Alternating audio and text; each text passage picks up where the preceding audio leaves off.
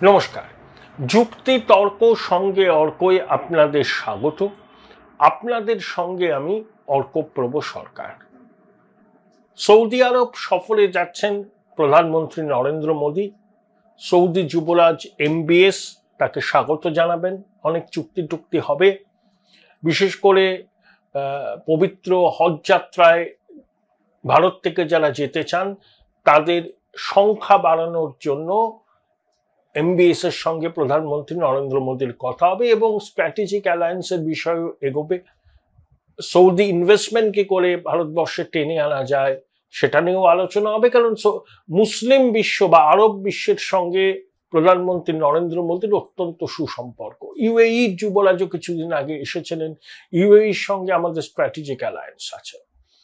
একটা খবর দেখলাম, সৌদি আরব 4700 জন পাকিস্তানিকে তাদের দেশ থেকে বহিষ্কার করেছে, কারণ ওখানে তারা ভিক্ষা করত। পাকিস্তানে 22 মিলিয়ন ভিক্ষুক আছেন এবং কত রোজগার করে তারা জানেন? 22 বিলিয়ন পাকিস্তানি টাকা। ওখানে ভিক্ষা করা একটা লুক্রেটিভ বিজনেস। প্রচুর হ্যান্ডলার আছে যারা পাকিস্তানিদের সৌদি আরবে পাঠায় ভিক্ষা করার জন্য। যাই হোক, এটা এই তথ্যটা শেয়ার করলাম কারণ প্রতিবেদনের পরের অংশে আমি আরো বলবো। এখন মোহাম্মদ ইউনূসের বাংলাদেশ সরকার সত্যি আগুন নিয়ে খেলছে। দেখুন, সাম্প্রতিক অতীতে বাংলাদেশে কারা কারা এসছেন। প্রশান্ত মহাসাগরের অঞ্চলের আমেরিকার ডেপুটি কমান্ড্যান্ট এসছিলেন, তারপর আমেরিকার অ্যাডমিনিস্ট্রেশন মানে পররাষ্ট্র মন্ত্রকের বিষয়ে দুজন কর্তা এসেছিলেন বাংলাদেশ সফরে। তারা যখন বাংলাদেশের মাটিতে মায়ানমারে নিযুক্ত আমেরিকার রাষ্ট্রদূত ঢাকায় এলেন, তাদের সঙ্গে বৈঠক হলো বাংলাদেশ প্রশাসনের এবং সেনাদের কর্তাদের। এখন আরাকান প্রদেশ তো দখল করছে, সিটওয়েও তারা দখল করে নেবে এবং বাংলাদেশ প্রশাসনের উপর পশ্চিমী দুনিয়া একটা চাপ আছে যে আরাকান আর্মিকে লজিস্টিক সাপোর্ট দেওয়ার জন্য। সেই জন্য নাফ নদীর কাছে ক্যাম্পও নাকি তৈরি করছে বাংলাদেশের সেনা, যাতে আরাকান আর্মির সঙ্গে একটা যোগাযোগ রাখা যায়। এবং Rohingya salvation army, Arakan Rohingya salvation army ARSA, তাদের কুখ্যাত জঙ্গিকে নারায়ণগঞ্জ থেকে গ্রেপ্তার করেছে র্যাব কিছুদিন আগে, আপনারা দেখেছেন। এই আরাকান রোহিঙ্গা সালভেশন আর্মির যিনি মাথা, তিনি অরিজিনালি পাকিস্তানের লোক, করাচির। আরবে গেছিলেন, পাকিস্তানে ফিরেছিলেন, জম্মু কাশ্মীর সেক্টরে টেরোরিস্টদের সঙ্গে ট্রেনিং নিয়েছেন, তারপরে তাকে মায়ানমারে পাঠানো হয়। সেখানে তারা আরাকান আর্মির সঙ্গে লড়াই করেন, আরাকান আর্মি রিটালিয়েট করে, প্রচুর রোহিঙ্গা কক্সবাজারে আসে। কক্সবাজারে আরাকান রোহিঙ্গা সালভেশন আর্মির ঘাঁটি আছে, তারা সেখান থেকে জিহাদি রিক্রুট করতে চায়। এই রোহিঙ্গাদের মানবাধিকার নিয়ে যারা সচেষ্ট তাদেরকে খুন পর্যন্ত করেছিল কুখ্যাত জঙ্গি। সেই জঙ্গি এবং আরো 2-3 জনকে র্যাব নারায়ণগঞ্জ থেকে গ্রেপ্তার করেছে। এখন শোনা যাচ্ছে যে আরাকান রোহিঙ্গা সালভেশন আর্মিকে বাংলাদেশ প্রশাসন বলছে যে তোমরা আরাকান আর্মির সঙ্গে কাঁধে কাঁধ মিলিয়ে জুন্টা প্রশাসনের বিরুদ্ধে লড়াই করো। আবার জুন্টা প্রশাসন ইজ ব্যাকড বাই চীন। এখন বাংলাদেশ তো আগুন নিয়ে খেলছে। ইউনূস শি জিনপিং এর সঙ্গে দেখা করলেন, বিনিয়োগের কথা বললেন ভারত মহাসাগরের ওই অঞ্চল বাংলাদেশি তার প্রভু, নর্থ ইস্ট ল্যান্ডলকড। আবার চীন ঘনিষ্ঠ জুন্টা প্রশাসনের বিরুদ্ধে আরাকান আর্মি লড়ছে, সেই আরাকান আর্মিকে মদদ দিচ্ছে বাংলাদেশ। হচ্ছেটা কি? বাংলাদেশের মাটি এখন পৃথিবীর বড় বড় শক্তির প্লে গ্রাউন্ড হয়েছে।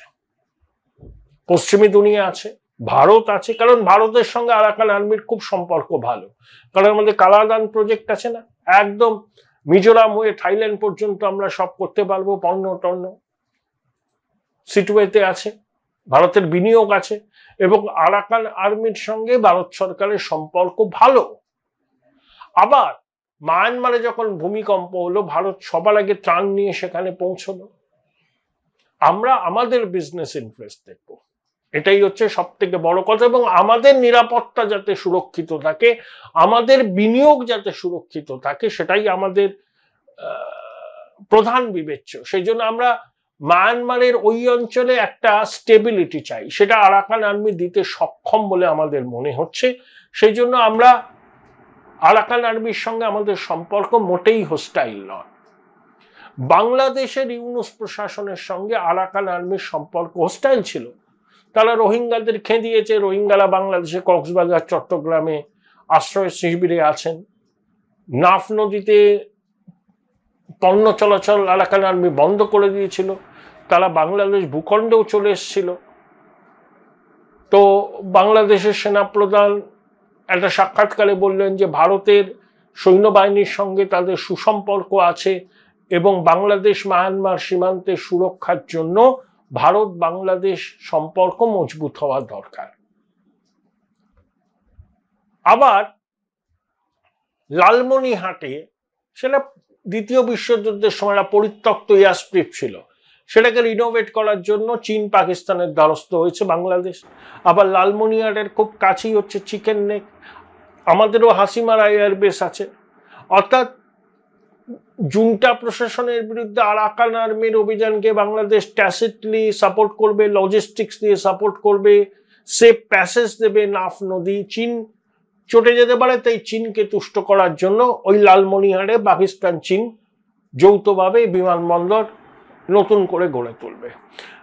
বাংলাদেশের সেনাপ্রধান ওয়াকারুজ্জামান চলে গেলেন রাশিয়ায়। আবার দেখলাম চট্টগ্রামে রুশ রণতরী রয়েছে। অর্থাৎ রাশিয়াকেও বোধহয় জানানো হয়েছে বাংলাদেশের এই অবস্থান। রাশিয়া সঙ্গে তো বাংলাদেশের কি সম্পর্ক, কিন্তু সমস্ত বড় শক্তিকে কনফিডেন্সে নিতে চাইছেন ইউনুস প্রশাসন। তাহলে বাংলাদেশের মাটিতে এখন খেলার জায়গা হয়ে গেল, সবাই খেলবে বাংলাদেশের মাটি। এদিকে পাকিস্তান মনে করছে যে বাংলাদেশ হচ্ছে উর্বর জমি, ওখানে জঙ্গি জেহাদিদের একেবারে অভয়ারণ্য হবে, বাংলাদেশকে ব্যবহার করে ভারতের উত্তর পূর্বে আমি অশান্তি পাকাতে পারবো। সেই জন্য ISI ডিজি চলে আসে বাংলাদেশে, রেড কার্পেট বেছানো হোক। আনসার আল্লাহ বাংলার প্রধান জঙ্গি জসিমউদ্দিন রহমানের সঙ্গে রংপুরে লালমনিরহাটে ISI ডিজি ভিজিট করেছিলেন। আবার 15 বছর পরে আমনা বালুচ পাকিস্তানের বিদেশ সচিব বাংলাদেশে এসে বৈঠক করলেন। পাকিস্তানের উপপ্রধানমন্ত্রী বিদেশ মন্ত্রী ইশাক দার আসবেন, ইউনুসও যেতে পারেন ইসলামাবাদে। Join Indian Institute of Hotel Management now. Right choice, right decision. একদিকে পাকিস্তান, আবার চীনে গিয়ে ইউনুস বিনিয়োগ টানছেন, চেষ্টা করছেন। লালমনিরহাটের এয়ার স্ট্রিপ চীন পাকিস্তান যৌথভাবে গড়ে তুলুক এটা চাইছেন। আবার চীন সমর্থিত জুন্টা সরকারকে উৎখাত করার জন্য আরাকান আর্মিকে বাংলাদেশ ট্যাসিট সাপোর্ট দিচ্ছে। আবার রাশিয়াকেও রসে বসে রাখার জন্য সেনাপ্রধান চলে গেছিলেন মস্কো, রুশ রণতরী ভিড়েছিল চট্টগ্রামে। তাহলে বাংলাদেশকে এইসব করলে নিজের সার্বভৌমত্ব বজায় রাখতে পারবে? ভারত, চীন, পাকিস্তান, পশ্চিমী দুনিয়া, রাশিয়া সবাই বাংলাদেশের মাটি। আমি জানি না এটা কোন ধরনের বিদেশ নীতি। বাংলাদেশের মানুষ কি ওয়াকিবহাল? তাদেরকে কি জানানো হয়েছে যে ইউনুস সরকারের এই পরিকল্পনা যে তারা আরাকান আর্মিকে সমর্থন করবে? ইউনুস সরকারের প্ল্যান হচ্ছে আরাকান আর্মির সঙ্গে সম্পর্ককে ভালো রেখে যে সমস্ত রোহিঙ্গা কক্সবাজার চট্টগ্রামে এসে আশ্রয় শিবিরে আছেন তাদের আস্তে আস্তে আরাকান প্রদেশে ফেরত পাঠানো। কিন্তু বিষয়টা অত সহজ হবে না। আরাকান আর্মি রোহিঙ্গাদেরকে অ্যালাউ করবে তাদের মাটিতে? একবার রোহিঙ্গাদের তারা তাদের মাটি থেকে তাড়িয়ে দিয়েছে, নতুন করে তারা এই রোহিঙ্গা উদ্বাস্তুদের আবার তাদের নিজেদের দেশে আশ্রয় দেবে? $1 মিলিয়ন প্রশ্ন। ইউনূসের এটাই উদ্দেশ্য যে চট্টগ্রাম কক্সবাজারে আশ্রয় শিবিরে থাকা রোহিঙ্গাদের তাদের নিজেদের দেশে ফেরত পাঠানো। সেই জন্য আরাকান আর্মির সঙ্গে তারা সুসম্পর্ক বজায় রাখতে চায়। এবার আসুন, একটা মারাত্মক ঘটনা ঘটেছে। এরা ছাত্রলীগের একটা নেতাকে নির্মমভাবে মেরে অটোতে বেঁধে তাকে টেনে হিঁচড়ে শহর ঘোরানো হয়েছে বাংলাদেশে। বিএনপির ছাত্র শাখা করেছে এটা।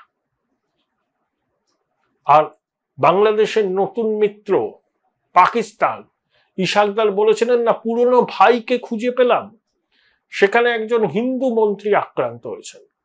পাঞ্জাব এবং সিন্ধের মধ্যে সিন্ধের জল বন্টন নিয়ে সমস্যা আছে, যেমন আমাদের কাবেরীর জল বন্টন নিয়ে তামিলনাড়ু আর কর্ণাটকের মধ্যে বিবাদ আছে। সেই মন্ত্রী গিয়েছিলেন, সেখানে তিনি হামলার মুখে পড়েন। ওনার নামটা খেলাতাস কি যেন একটা নাম। কোন রকমের পৈতৃক প্রান্তকে রক্ষা করেছেন। তার গাড়িতে ইট বৃষ্টি হয়েছে, তিনি আক্রান্ত হয়েছেন, কিন্তু তার চোট গুরুতর নয়। তাহলে পাকিস্তান বলুন, বাংলাদেশ বলুন, ধর্মীয় সংখ্যালঘুরা কেউ সুরক্ষিত নয়। এই যে ভবেশ চন্দ্র রায়কে নির্মমভাবে খুন করা হয়, ইউনূসের অন্তর্বর্তী সরকার নানা যুক্তির অবতারণা করে আসল ঘটনা থেকে নজরটাকে ঘোরাতে চাইছে, কিন্তু বাংলাদেশে ধর্মীয় সংখ্যালঘুরা নিরাপদ নয়, এটা হচ্ছে বাস্তব। যদি নিরাপদই হতো, 50-52 বছর আগে বাংলাদেশে হিন্দু জনসংখ্যা ছিল মোট জনসংখ্যার 23%, এখন কমতে কমতে 8%-এর নিচে দাঁড়িয়েছে। আর ভারতবর্ষে স্বাধীনতার সময় মুসলমান জনসংখ্যা ছিল মোট জনসংখ্যার 14.5%, এটা এখন বাড়তে বাড়তে 20%-এর কাছাকাছি এসেছে। অর্থাৎ আমরা আমাদের দেশের ধর্মীয় সংখ্যালঘুদের সব রকম সুযোগ সুবিধা, সমানাধিকার, ধর্মাচরণের স্বাধীনতা সবকিছু সুরক্ষিত করেছি, এখনো রয়েছে, ভবিষ্যতেও থাকবে। কিন্তু বাংলাদেশ পাকিস্তানে ধর্মীয় সংখ্যালঘুরা কার্যত দ্বিতীয় শ্রেণীর নাগরিক। এই সত্যটা চোখে আঙুল দিয়ে বাংলাদেশ পাকিস্তানকে দেখিয়ে দিলে তারা চিরবির করে জ্বলতে থাকে, সত্য তারা স্বীকার করতে চায় না। এটাই হচ্ছে বাস্তব। পাকিস্তানে হিন্দু মন্ত্রী আক্রান্ত হচ্ছেন, সেখানে সাধারণ হিন্দু শিখ তাদের কি নিরাপত্তা আছে? তা তো দ্বিতীয় শ্রেণীর নাগরিক। বাংলাদেশেও হিন্দুরা খুন হচ্ছে, বাংলাদেশেও হিন্দুদের ধর্মীয় আচরণ করার স্বাধীনতা কি সত্যি আছে? যতই অন্তর্বর্তী সরকার প্রতিশ্রুতি দিক না কেন, আসলে কিন্তু পরিস্থিতিটা বাংলাদেশের ধর্মীয় সংখ্যালঘুদের কাছে আদৌ অনুকূল নয়, সেটা আমরা সবাই জানি। কিন্তু ইউনূসের অন্তর্বর্তী সরকার এই প্রকৃত সত্যটা নির্লজ্জভাবে অস্বীকার করে আসছেন। তারা বাংলাদেশের মাটিকে এখন বৃহৎ শক্তিদের খেলার মাঠে পরিণত করেছেন। বাংলাদেশের সাধারণ মানুষ কি জানেন ইউনূস সরকারের এই কৌশলের কথা?